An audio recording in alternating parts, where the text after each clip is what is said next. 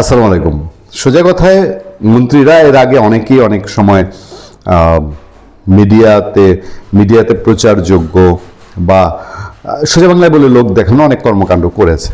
আবার কেউ কেউ ভালো করেনি তা না। কারণ এহসানুল মিলন, আপনার যদি 4 দলীয় জোট সরকার মনে থাকে, এহসানুল মিলন সেই সময়ে নকল বিরোধী অভিযান, এইটা বিএনপি সরকার 4 দলীয় জোট সরকারের তীব্র সমালোচক বা তীব্র যারা প্রতিপক্ষ তারাও স্বীকার করে বাংলাদেশে নকলের শেষ ত্রুটিটা এহসানুল মিলন চেপে ধরেছিল এবং তার তার খরচপাতি নিয়ে তখন বিভিন্ন প্রশ্ন তুলেছে অনেকে। কিন্তু বাংলাদেশের মানুষ এই জায়গাটায় যাক অত ভূমিকায় না যাই, মন্ত্রীরা ছুটবেন এই জায়গা থেকে, এই প্রান্ত থেকে ওই প্রান্ত ছুটে বেড়াবেন, এটাই স্বাভাবিক। একসময় ওবায়দুল কাদের ছোড়াছুড়ি শুরু করেছিলেন, প্রাইভেট বাসে ওঠা শুরু করেছিলেন, কিন্তু ওই যে শুরুর দিকে হয়, তারপরে আর তাদের এটা হয় না। এখন পর্যন্ত বাংলাদেশে যত মন্ত্রী দেখেছি, সব মন্ত্রী ক্ষমতার প্রথম দিকে এগুলো করেন, কিন্তু পরে আর এটা কন্টিনিউ থাকে না।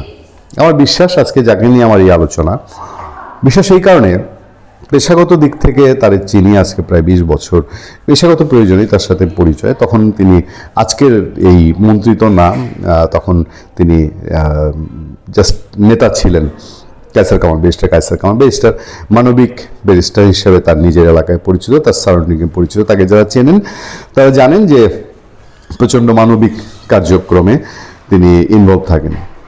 বাংলাদেশের ভূমি, এই ভূমির জীবনে যারা 1-2 বার নিজের সম্পদ গোছানো বা পিতামাতার সম্পদ গোছানো, উত্তরাধিকারের সম্পদ গোছানোর জন্য ভূমিতে হাত দিয়েছেন আর হেনস্থা হন নাই, এরকম মানুষ আমি জানি না খুঁজে পাওয়া সহজ কিনা। মানে ভূমি অফিসে গিয়েছেন, খারিজ খাজনা এটা সেটা, দলিল দস্তাবেজ তোলা, রেজিস্ট্রি করা, ইভেন রেজিস্ট্রি করতে গিয়ে খুব স্মুথলি এবং আশেপাশে 2-4 আনা না দিয়ে করে এসছেন। এটার মতো সৌভাগ্যবান মানুষ বাংলাদেশে আছে কিনা। এবং নিশ্চয়ই ভূমি প্রতিমন্ত্রী যে কাজটা করেছেন, তিনি জানেন তার উপরে যেই মন্ত্রণালয়ে তিনি গিয়ে বসেছেন, এটা একটা আগুনের তোপ, মানে আগুনের গোল্লা, এই আগুনের গোল্লায় বসতে হয়। তিনি জানেন কিনা আমি জানি না, যে তিনি তো মন্ত্রী, তার এই দপ্তরে ধরেন সরকারি সাব রেজিস্ট্রার যারা না, এই ভূমি অফিসের নিচের স্তরটা, এটা এই তেজগাঁয়ের যে জরিপ অফিস আছে না, এই জরিপ অফিস থেকে শুরু করে একেবারে প্রত্যন্ত ভূমি অফিস পর্যন্ত, প্রত্যেকটা ইউনিয়নে তো ভূমি অফিস আছে, সেই ইউনিয়ন পর্যন্ত এদের এমনই চেন, এরা চাইলে সাব রেজিস্ট্রার যে সমিতি আছে না, সমিতি সভাপতি সেক্রেটারি না চায় ফেলে, এরা চাইলে সরকারের সিদ্ধান্ত বদল হয়, এরা চাইলে লোকবল সেখানে নিয়োগ হয়, এরা চাইলে লোকবল সেখানে নিয়োগ হয় না। বহু কিছু আমরা ভূমি অফিসে ফিরিস্তি জানি। ভূমি অফিসে ফিরিস্তি বলতে বসলে আজকে এই যে আলোচনা শুরু করেছি, এটা 24 ঘন্টা পার করা সম্ভব। আমি আজকে যখন শুরু করেছি, পরদিন সকাল পর্যন্ত এই আলোচনা আমি এক জায়গায় বসে থেকে নিতে হবে, আমার সামনে কোনো নথিপত্র নিতে হবে না। আমার জীবনে আমি ভূমি অফিসে যে পরিমাণ তিক্ততার সম্মুখীন হয়েছে, কপাল ভালো লোকজন 2-1জন চেনে, কপাল ভালো স্থানীয় পর্যায়ে 2-1জনের সাথে যোগাযোগ আছে, কপাল ভালো 2-1জন উচ্চ পর্যায়ে মানুষের সঙ্গে যোগাযোগ আছে, তো সৌভাগ্যবান যে পার পেয়ে চলে এসেছি।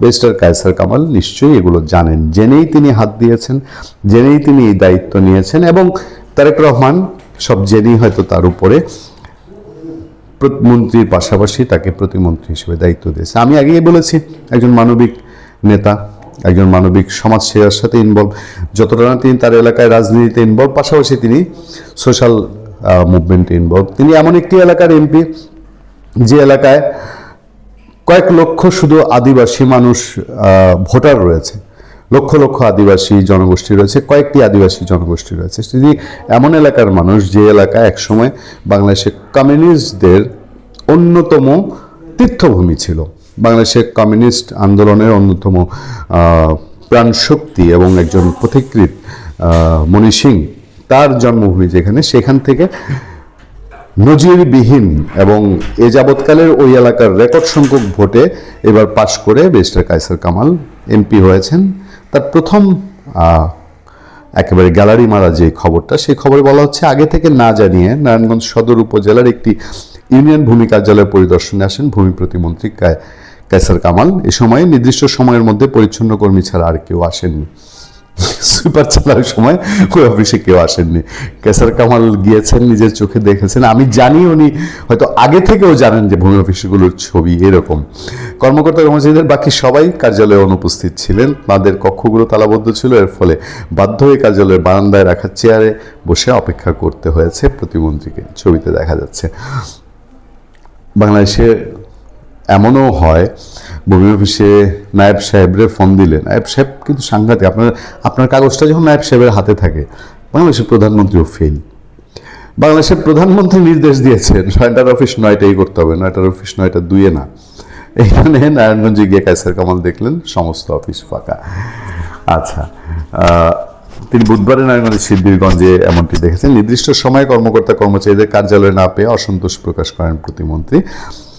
প্রথমে সকালে পরিদর্শনে এসে ভূমি কার্যালয়ের প্রধান ফটকটি খোলা পেলেও কর্মকর্তা কর্মচারীদের কক্ষগুলো তালাবদ্ধ পান প্রতিমন্ত্রী কায়সার কামাল। পরে প্রায় আধা ঘন্টা কার্যালয়ের বারান্দার চেয়ারে বসে অপেক্ষা করেন তিনি। এ সময় ভূমি সেবা নিয়ে না আসা এক সেবা গ্রহীতাকে সেখানে অপেক্ষা করতে দেখেন কায়সার কামাল। পরে তিনি ওই সেবা গ্রহীতাকে ডেকে কথা বলেন। প্রতিমন্ত্রী কার্যালয়ে আসারও প্রায় আধা ঘন্টা পর খবর পেয়ে কর্মকর্তা কর্মচারীরা কার্যালয়ে উপস্থিত হন। দয়া করে প্রতিমন্ত্রী গেছেন এই খবর পেয়ে আধা ঘন্টা লেটে, তারপরে প্রতিমন্ত্রীর খবর পেয়ে তারা আধা ঘন্টা লেটে গেছে।